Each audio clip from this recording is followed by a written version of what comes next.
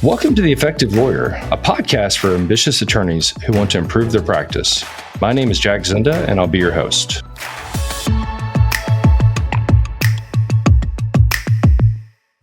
Hey everybody, Jack Zinda here. Today I want to talk to you about some ways that I think artificial intelligence will change the personal injury law practice and explain why I think these areas will be changed. And then on another episode, I'm going to talk about ways that I don't think this will affect our practice and ways that I don't think it'll be affected.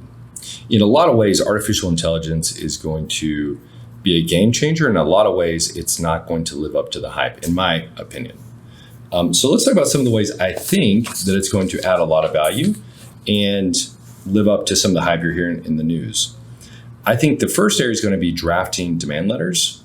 I think that a lot of the technology is going to be able to give you a good head start on drafting demands by taking information you provided and putting it in a format that you think makes the most sense.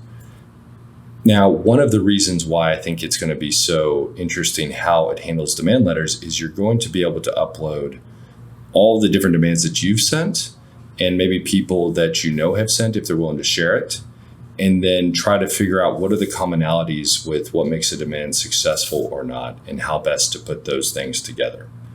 And I think the technology is just going to get better and better. Now, I think you're always going to need an attorney to review, edit, revise, decide what points to make in a demand letter.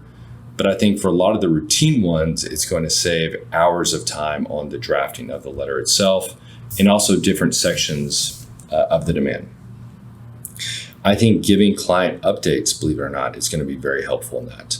I think it'll allow the attorney to do a update from the case file that the AI would then draft and present to the lawyer to review and then send them all out in batch. So I think it also save time on our process piece, then also in the drafting side of the case.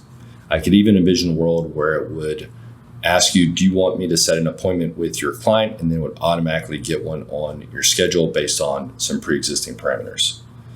I think drafting pleadings, I think this is going to be an area where it's going to save attorneys a ton of time. Petitions, answers if you're on the defense side. I think it can help a lot with motions for summary judgment, with those sorts of things. I think brief writing in that same regard is going to be a game changer, especially for appellate attorneys. I think shepherdizing cases, finding citations, explaining what the citations mean. I think this will save hundreds and hundreds of hours for the attorneys. Conducting other types of legal research. So getting you answers to questions along with the citations to those legal answers and questions. Next, I think valuing cases. Number 6, I think valuing cases is going to be very, very helpful because I think what it'll be able to do is look at a big data set of different law firms, how much they settled cases for, and then you plug in different values for your case, and then it would be able to give you a list of cases that may make the most sense.